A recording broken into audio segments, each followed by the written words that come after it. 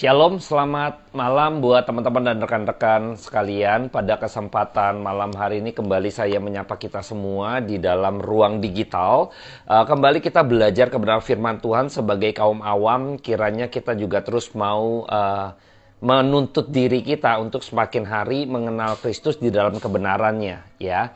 Nah, pada kesempatan ini saya akan membahas mengenai Esau dan Yakub, tapi saya akan menitik beratkan pada pembahasan mengenai Esau yang dimana dia meremehkan atau merendahkan hak kesulungan, ya, hak kesulungan, ya. Jadi kita akan coba belajar bagaimana dari Esau gitu yang akhirnya kehilangan berkat dari hak kesulungan dan dia memandang rendah dari hak kesulungan itu gitu ya. Dan pada malam hari ini seperti biasa saya sudah ditemani kopi latte gitu ya pada kesempatan ini untuk kita boleh sama-sama belajar firman Tuhan. Dan di dalam kesempatan ini juga saya rindu gitu ya, setiap teman-teman juga boleh tetap bersemangat sekalipun di rumah saja.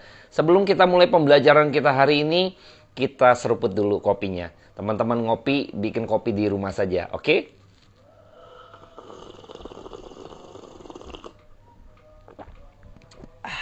Nikmat ya. Jadi pembahasan kita dengan cara yang sederhana ini kiranya kita juga boleh semakin digairahkan gitu ya, diisi kembali pikiran kita oleh pengertian firman Tuhan. Saya akan berdoa terlebih dahulu buat setiap kita. Bapa dalam surga, kami bersyukur karena sampai malam hari ini Tuhan terus menuntun dan membimbing kami sehingga kami boleh memiliki kesempatan demi kesempatan untuk mendengarkan kebenaran firman Tuhan. Dan malam hari ini kembali kami boleh dipertemukan oleh firman-Mu yang hidup itu.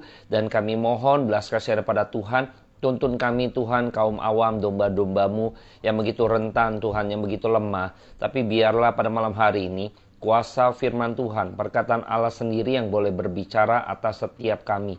Kami mohon Tuhan tolong kami, tuntun kami agar waktu ke depan kami memperoleh berkat daripada firman Tuhan. Di dalam nama yang kudus, hamba-Mu serahkan segala ucap bibir hamba-Mu ini. Biarlah pikiran, pengertian yang pada Allah saja yang boleh hamba-Mu ucapkan dan boleh hamba-Mu sampaikan melalui pembelajaran malam hari ini. Terima kasih Bapa, di dalam nama yang kudus kami berdoa dan mengucap syukur. Amin. Baik, saya akan bacakan terlebih dahulu di dalam Kejadian 25 ayatnya yang ke-29 sampai 34. Saya akan bacakan buat setiap kita ya. Pada suatu kali Yakub sedang memasak sesuatu. Lalu datanglah Esau dengan lelah dari padang. Kata Esau kepada Yakub, Berikanlah kiranya aku menghirup sedikit dari yang merah-merah itu, karena aku lelah. Itulah sebabnya namanya disebutkan Edom. Tetapi kata Yakub, jualah dahulu kepadaku hak kesulunganmu. Sahut Esau, sebentar lagi aku akan mati, apakah gunanya bagiku hak kesulungan itu? Kata Yakub, bersumpahlah dahulu kepadaku. Maka bersumpahlah ia kepada Yakub, dan dijualnya hak kesulungannya kepadanya. Lalu Yakub memberikan roti dan masakan kacang merah itu kepada Esau. Ia makan dan minum, lalu berdiri dan pergi. Demikianlah Esau memandang ringan hak kesulungan itu. Nah ya, kita melihat bahwa Esau memandang rendah hak kesulungan, ya, hak kesulungan. Kita tahu bahwa sebagai anak sulung itu banyak sekali haknya gitu ya, punya keistimewaannya ya. Kalau anak sulung gitu ya, misalnya dalam keluarga, ini kita bicara hal umum gitu ya, maka anak sulung ini kalau misalnya merayakan ulang tahun karena anak pertama biasa heboh ya kan, hadiahnya itu yang terbaik lah kira-kira gitu ya, karena anak satu baru pertama kali punya anak dan ini anaknya gitu ya. Jadi begitu luar biasa gitu ya. Dan juga kalau misalnya ahli waris itu, anak sulung itu di dalam perjanjian lama gitu ya, pada waktu zaman itu mendapat 2/3 ya, 2/3 dari harta ayahnya gitu ya. Jadi ini memiliki hak keistimewaan ya. Tapi di dalam hak kesulungan ini kita bicara berkat rohani nih ya. Kita bicara berkat rohani. Jadi hak kesulungan itu kepada setiap kita ya, pribadi lepas pribadi sebagai orang percaya, kita juga mendapatkan hak kesulungan, yaitu berkat rohani ya. Jadi banyak kemurahan yang Tuhan berikan bagi setiap kita, karena Kristus sebagai yang sulung tadi memberikan kepada kita menjadi anaknya, mengangkat kita menjadi anaknya ya. Kita diberikan berkat istimewa juga ya. Kasih karunia Tuhan terus berlimpah gitu kan, karunia-karunia Allah limpah atas kita ya, terutama keselamatan di dalam Kristus. Nah ini dia yang menarik ya. Dan kita akan melihat bagaimana ketika itu Esau merendahkan hak kesulungan. Bagi dia hak kesulungan itu hal yang nggak penting dan benar-benar nggak guna gitu kan. Apa gunanya tadi dikatakan gitu ya, dia menganggap bahwa ya remeh sekali, kecil sekali, memandang begitu rendah gitu ya. Kita akan lihat bagaimana dia memandang begitu rendah ya, bagaimana memandang begitu rendah hak kesulungan. Nah ini di dalam kehidupan kita harus benar-benar melatih di dalam cara kita mengendalikan hidup kita. Ya, mengendalikan hidup kita. Jadi di dalam kehidupan kita nih, anatomi tubuh manusia itu di atas itu kepala, lalu hati ya, dada nih hati jadi kepala, hati, lalu yang paling rendah adalah seks atau alat kelamin yang identik dengan kita bilangnya hawa nafsu. Jadi kalau kepala itu kita sebagai pikiran ya, lalu hati gitu ya, lalu turun lagi ke nafsu gitu ya. Jadi pikiran, hati, dan hawa nafsu. Nah, kita di dalam cara kita berpikir harus dalam cara kita bertindak ya, mengendalikan kehidupan kita harus tahu nih ada ordonya gitu ya. Jadi harus ada pikiran yang sudah ditaklukkan oleh pengertian, tentunya pengertian yang benar dalam hal ini pada kebenaran firman Tuhan. Pikiran yang sudah ditaklukkan oleh pengertian firman Tuhan yang benar, maka hati kita ditaklukkan oleh pikiran tadi yang sudah ditaklukkan oleh pengertian akan kebenaran, maka hati kita akan menjaga tingkah laku atau kedagingan kita gitu ya. Hawa nafsu kita akan mengendalikan tindak tanduk kita. Jadi ada kognitif, afektif, dan konaktif. Afektif dan kognitif gitu ya. Jadi ada hal demikian. Jadi kita ini di dalam kehidupan kita harus tahu bahwa ini ada ordonya ya. Kita nggak bisa bulak-balik begitu rupa. Dan ini terjadi pembalikan cara bagaimana Esau gitu ya jatuh di dalam merendahkan hak kesulungan tadi, jatuh di dalam dosa gitu ya, jatuh di dalam penyimpangan gitu, yang akhirnya dia sampai nangis pun gitu ya, mencucurkan air mata, kita tahu ya, nggak bisa lagi gitu loh. Nah ini celaka ya. Jadi kalau meremehkan akhirnya menyesal pun akhirnya nggak bisa balik itu berkatnya ya, nggak bisa balik hak kesulungannya gitu ya. Nah kita akan coba melihat bagaimana cara berpikirnya, tindak tanduknya si Esau ini yang ngaco ya, yang ngaco. Nah, saya akan coba ulang lagi ya bagian-bagian yang penting ini ya. Jadi si Esau ini tadi dilihat dia lelah ya.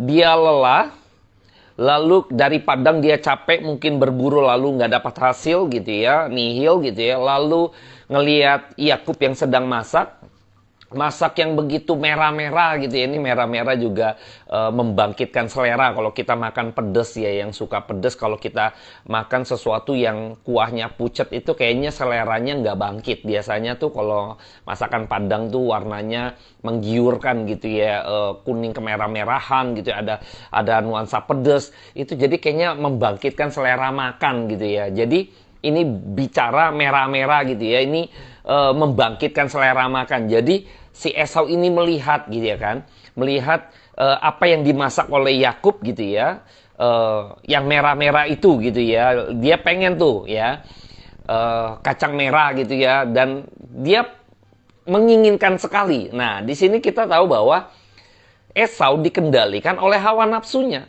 Ya, tindak tanduknya Esau justru dikendalikan oleh kedagingannya, oleh hawa nafsunya tadi, yang harusnya berada di ordo paling bawah, ya, yang harusnya berada di ordo paling bawah. Tetapi ini justru ordo yang paling bawah itu mengendalikan gitu ya, yang di atas. Jadi dibalik begitu ya.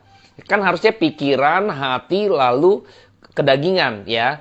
Pikiran dikuasai oleh pengertian yang benar, lalu pikiran yang dikuasai pengertian yang benar ini menguasai hati, ya, menaklukkan hati. Hati yang sudah ditaklukkan oleh pengertian yang benar tadi menaklukkan kedagingan, ya kan? Sehingga attitude kita bisa melakukan tindak tanduk kita tidak menyimpang, artinya on the track sesuai dengan pengertian yang benar tadi dari hati dan juga pikiran tadi. Tapi ini terbalik, gitu. Jadi hawa nafsu ini berkuasa, ya. Keinginannya itu harus dipenuhi.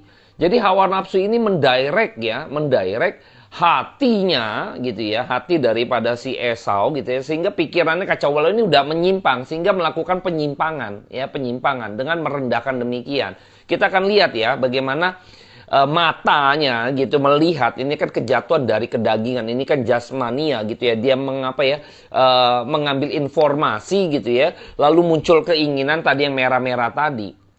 Keinginan itu akhirnya memimpin, ya, mendirect hatinya, ya, hatinya yang akhirnya tidak peduli, ya, tidak peduli dengan hak kesulungan, ya, tidak peduli dengan hak kesulungan. Pikirannya menjadi kacau, bahkan pikirannya nggak ada pengertian yang benar gitu ya tentang hak kesulungan tadi. Dia pikir sudahlah gitu. Nah, ini sangat merendahkan. Ini terlihat ketika ada satu dalil yang sebenarnya nggak kuat, tapi dia mau melepaskan hak kesulungan itu. Dalilnya apa? Saya akan kutip saja gitu ya. Di dalam ayat 31, Kejadian 25 ayat 31, Yakub bicara gini, "Jualah dahulu kepadaku hak kesulunganmu," suruh jual. Lalu ayat 32, "Sebentar lagi aku akan mati. Apakah gunanya bagiku hak kesulungan itu?" Bayangkan. Ini dalilnya pun gak kuat gitu loh. Dalilnya gak kuat. Dia bilang, bentar lagi saya mati. Loh, ini dalilnya gak kuat. Mati dari mana gitu kan dia? Apa saat itu dia sedang di dalam kesengsaraan, di dalam misalnya dia lagi kritis gitu kan keadaannya. Lalu kalau lagi kritis, aku lagi pengen makan ini nih. Yakub tolong aku dong, aku mau makan ini gitu kan. Yang dalam detik-detik akhirnya mungkin gitu ya. Dia akan sebentar lagi tidak ada gitu. Dia sebentar lagi akan mati. Ini tidak ada, dalilnya nggak kuat gitu loh. Nah, ini menunjukkan bahwa hatinya, pikirannya itu udah nggak lagi clear gitu loh, ya. Hatinya dan pikirannya itu udah nggak clear gitu, udah berantakan, udah ngaco gitu. Ini menjadi penyimpangan karena apa? Didirect tadi, kedagingan mendirect gitu ya.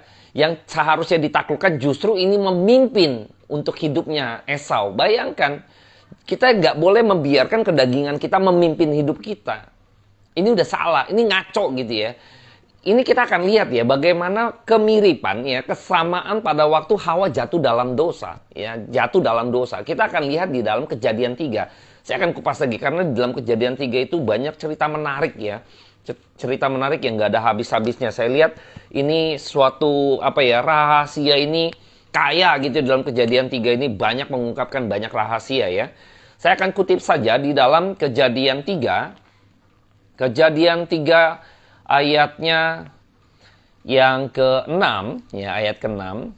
Perempuan itu melihat bahwa buah pohon itu baik untuk dimakan dan sedap kelihatannya. Nah, ya. Bahwa buah pohon itu baik untuk dimakan dan sedap kelihatannya, lagi pula pohon itu menarik hati. Nah, ya, menarik hati ya, dari ngelihat itu jasmani gitu kan, kedagingan, keinginannya timbul, ya kan, kelihatannya baik gitu ya, mendirect, memikat hatinya, sekarang menarik hati ya, menarik hatinya. Lalu dikatakan menarik hati karena memberi pengertian, lalu mengambil, memberi pengertian. Jadi dia memiliki pengertian yang salah sekarang, ya. Saya sudah pernah bahas beberapa minggu lalu gitu ya, konten-konten sebelumnya gitu loh ya. Jadi teman-teman bisa lihat gitu ya.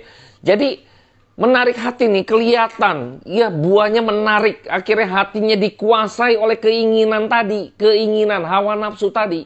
Ya, keinginan perlambangan dari hawa nafsu tadi. Jadi hatinya dipikat, ditarik begitu karena memiliki pengertian. Ini pengertiannya justru pikirannya dibawa pengertian yang salah gitu loh. Ingin seperti Allah.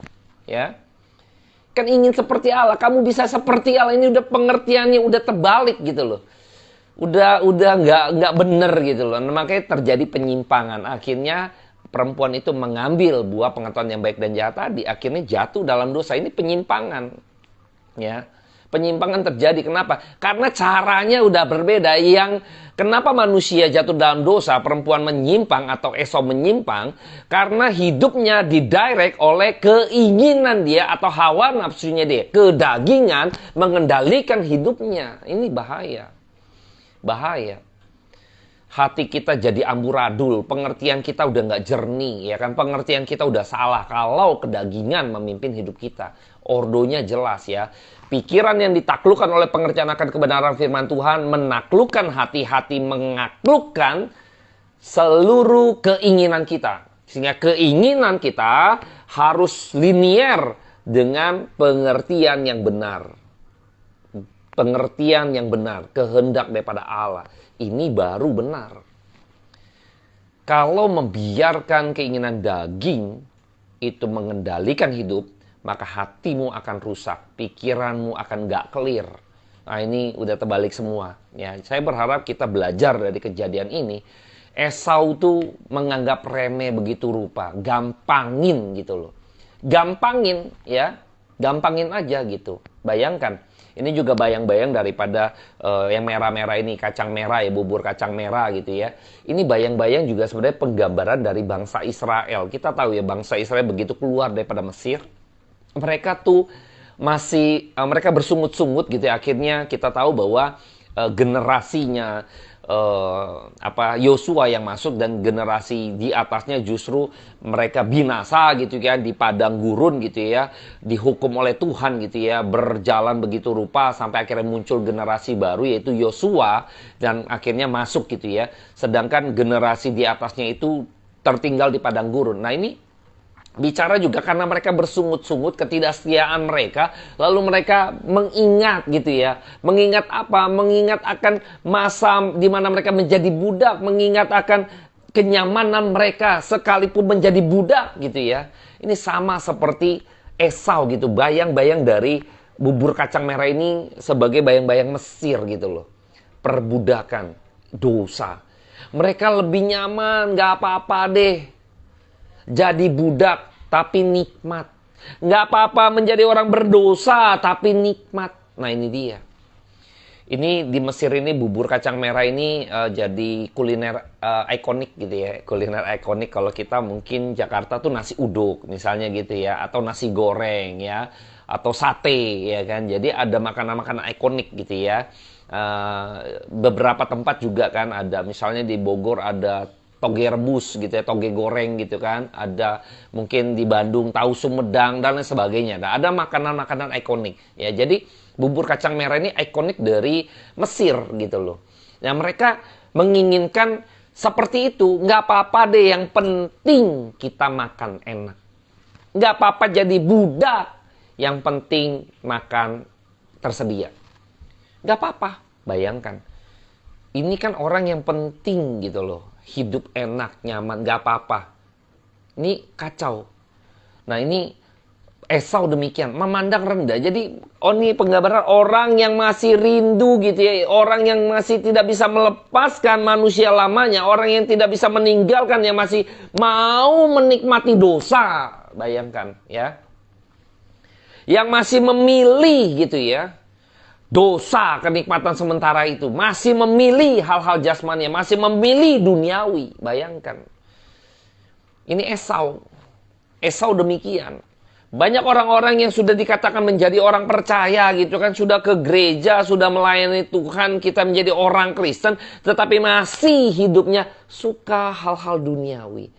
Suka hal-hal pesta pora, suka hal-hal dugem, suka hal-hal berbau duniawi, jasmani ini paling deman gitu ya, hedonis gitu ya. Boros ya kan, gaya hidup, lifestyle dan sebagainya. Kita masih suka hal ini, kita nggak bisa lepas dari gitu. Masih bisa ya arisan-arisan arisan-arisan ibu rumah tangga yang orang-orang kaya misalnya gitu ya. Terlibat dalam ya sosialita gitu yang sebenarnya ngomonginnya juga ngomongin gak jelas gitu ya. Bayangkan, kita masih rindu, ingin dibilang wah high piece pakaian dan lain sebagainya gitu loh. Ingin dibilang keren gitu loh. Ingin diakui. Bayangkan, pamer-pamer kekayaan misalnya gitu ya. Ini gaya hidup apa gitu ya. Ya, yang penting ngetrend, yang penting viral, yang penting follower banyak dan lain sebagainya. Apa gitu loh, apa gunanya gitu loh. Ini banyak hal-hal yang akhirnya masih menyukai hal-hal demikian. Nah, saya ngelihat bahwa dalam kehidupan kita nih harusnya kita sadar ya. Jangan seperti Esau. Esau ini dicatat dalam Alkitab supaya kita sadar. Jangan kita seperti Esau yang benar-benar akhirnya merendahkan hak kesulungan. Kita tidak lagi menjadi setia di hadapan Tuhan. Nah, coba kita akan kaitkan di dalam Ibrani. Rasul Paulus juga menuliskan di dalam Ibrani 12. Saya akan kutip saja dengan di dalam Ibrani 12 ayat yang ke-16. Saya akan kutip saja.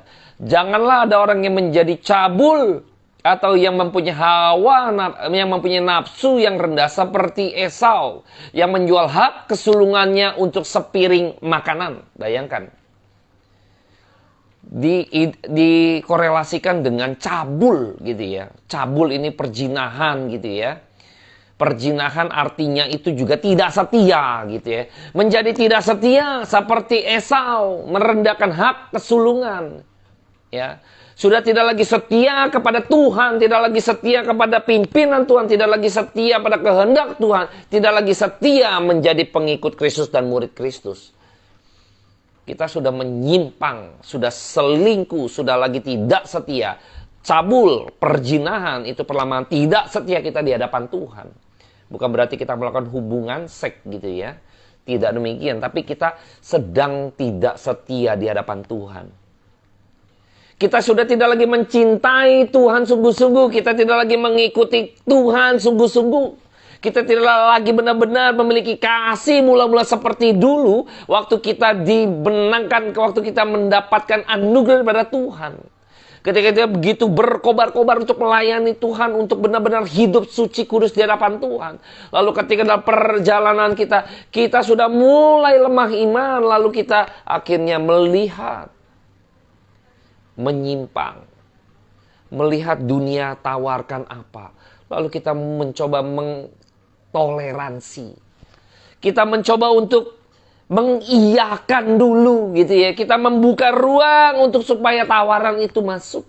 Nah, ini bahaya, sama seperti Hawa tuh, membiarkan tawaran pada ular masuk ya. Nah, ini udah celak, kacau gitu ya. Ingat, Kain pun demikian ya, ingat gitu kan. Dosa sudah mengintip engkau gitu ya. Jangan kasih celah. Esau penggambaran orang-orang percaya, orang-orang Kristen yang sudah tidak setia. Yang hidupnya sudah mulai keinginan menguasai hidupnya. Keduniawian terus meliputinya. Dan hidupnya digiring atau dituntun, dipimpin oleh kedagingannya. Ini orang-orang macam seperti ini. Akhirnya tidak setia di hadapan Tuhan. Akhirnya tidak memperoleh berkat daripada hak kesulungan. Ya, tidak memperoleh karena merendahkan begitu rupa. Kita jangan pernah merendahkan kasih karunia Allah yang Tuhan berikan kepada setiap kita. Padahal sebagai anak yang sulung, kita sebagai pribadi yang sudah dimenangkan oleh Tuhan, kita diberikan kuasa untuk bisa tidak berdosa. Ya. Tetapi ketika dosa itu mulai menawarkan sesuatu, maka harusnya kita memiliki kuasa itu sebagai anak yang sudah diberikan hak kesulungan gitu ya, memiliki power gitu ya, memiliki tenaga, kekuatan ya untuk menghardik dosa gitu ya, tanda petik ya, untuk kita tidak kompromi terhadap dosa karena kita bisa untuk tidak berdosa, tetapi kita menjadi tidak setia, kita membiarkan dosa itu ada dan kita melekat pada hal itu. Pada dosa itu kita mau menikmati, menyicipi. Ini dia. Ini repot ya. Ini tantangan hidup kita. Jangan sampai kita tidak lagi setia di hadapan Tuhan. Ketidaksetiaan kita di hadapan Tuhan sama seperti kita cabul gitu ya, berzina gitu ya, perselingkuhan terjadi, perjinahan rohani terjadi. Kita mau Tuhan, mau beribadah pada Tuhan juga, tapi mau ikut dunia juga. Nah, ini kan terjadi perselingkuhan.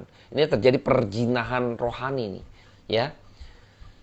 Nyembah Tuhan juga, nyembah money juga, menyembah keinginan juga, menyembah kedagingan juga.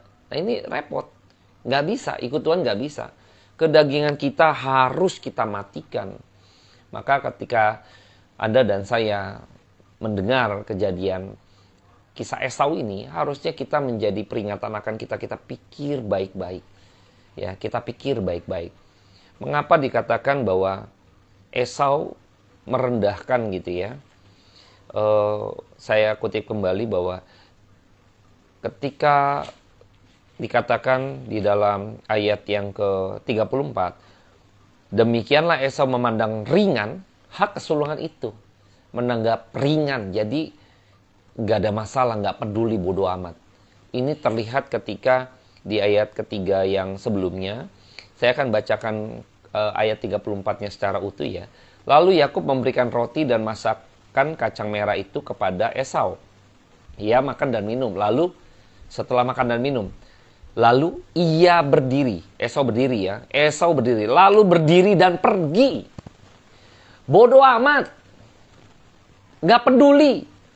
Berdiri dan pergi. Cuek aja. Anggap itu tidak, ya nggak penting lah. Emang nggak penting gitu loh. Ngapain diurusin lagi hak kesulungan. Nggak penting. Ini pengertian yang udah ngaco. Artinya apa? Tidak mau bertobat. Jikalau Anda dan saya di dalam kekilafan kita waktu makan, mungkin tadi kita lelah gitu, lalu kita kilaf gitu ya, pas udah habis makan kacang merah, sadar gitu ya, oh iya ya, wah ini si Yakub mau nipu saya nih. Lalu datanglah kepada Yakub dan berbicara misalnya ya, kalau dia kilaf, dia sadar diri gitu ya, dia tidak menganggap rendah atau tidak menganggap ringan hak kesulungan ini, dia akan datang kepada Yakub dan memulihkan lagi kesepakatannya gitu kan. Kalau tidak bisa dia datang kepada ayahnya Ishak gitu loh, sebagai wujud daripada pertobatan harusnya.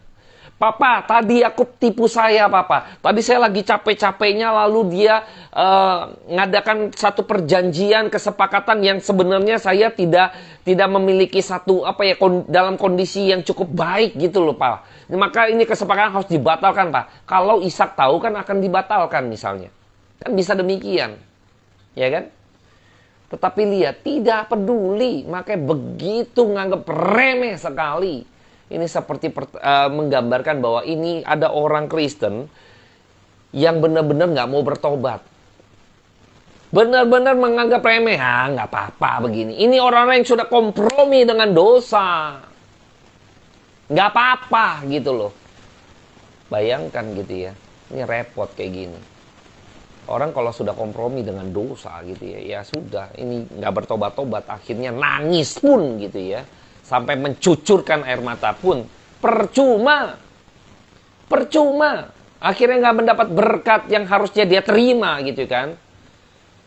Lebih baik kita ini mati dengan berkat Tuhan daripada kita hidup dalam kutuknya Tuhan. Ini harus kita camkan ya. Harusnya kita hidup ini harusnya mati di dalam berkatnya Tuhan daripada kita hidup tetapi dalam kutuknya Tuhan karena ketidaksetiaan kita. Lebih baik para rasul murid-muridnya, lebih baik hidup mereka mati gitu ya, sama seperti Stefanus gitu loh. Harus mati gitu ya, tapi tetap menjaga imannya, berpegang teguh pada imannya, tidak menjual imannya. Daripada hidup tetapi kutuk. Seperti Yudas. Ketika menjual Kristus dan tidak bertobat, nyesel pun sudah terlambat ya. Tidak ada lagi ruang, bayangkan. Ini kita harus tahu ya, posisi kita ini seperti apa.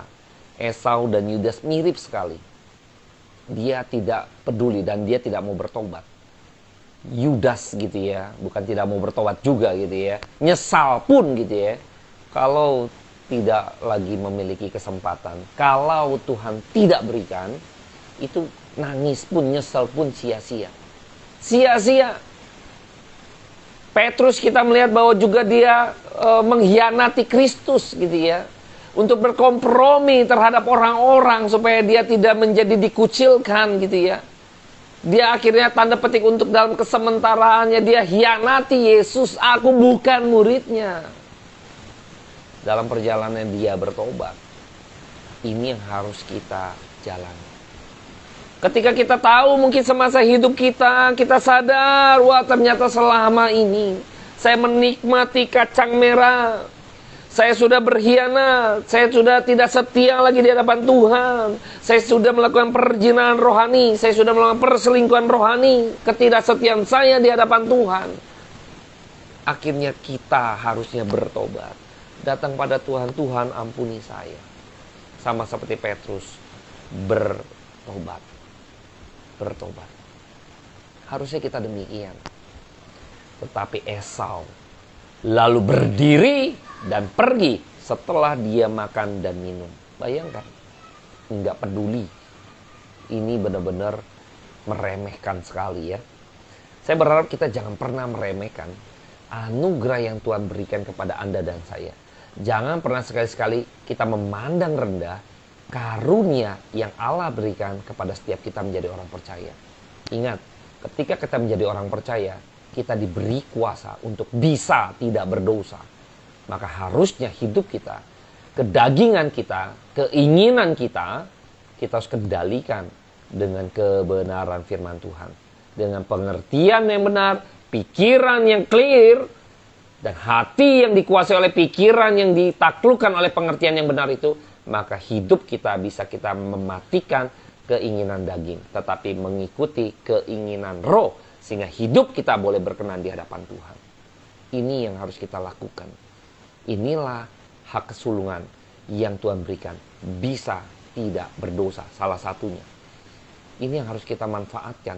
Jangan sampai kita tergiur dengan kacang merah, tanda petik ya, hal-hal duniawi dalam hidup kita yang sering kali datang menawarkan seperti sales yang gak ada habis-habisnya, seperti brosur gitu ya, yang terus juga iklan-iklan di dalam media sosial kita dan lain sebagainya terus berdatangan dalam kehidupan kita untuk supaya kita kompromi dan kita tidak setia lagi di hadapan Tuhan.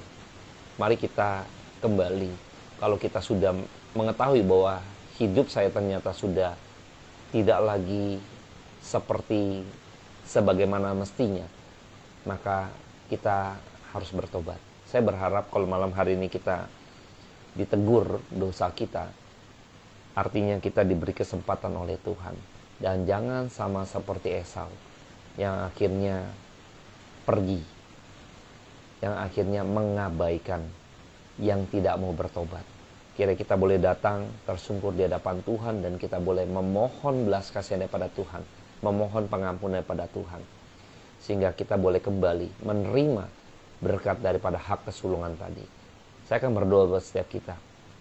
Bapa, terima kasih untuk firman Tuhan yang boleh menegur kami. Ampunilah kami Tuhan, orang-orang berdosa, orang-orang yang tidak setia, yang menyimpang di hadapan Tuhan. Yang kalau pada malam hari ini firman Tuhan kami diberi kesempatan untuk bertobat, untuk kembali Tuhan kepada Engkau ya Bapa. Kami bersyukur pekerjaan Roh Kudus salah satu adalah menginsafkan manusia akan dosa.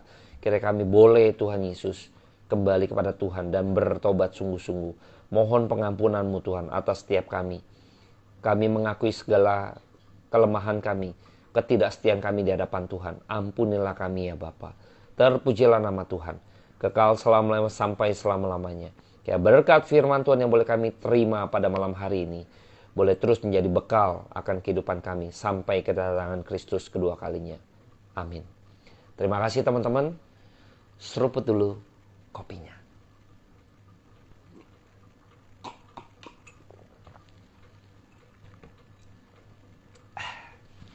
Tuhan Yesus memberkati.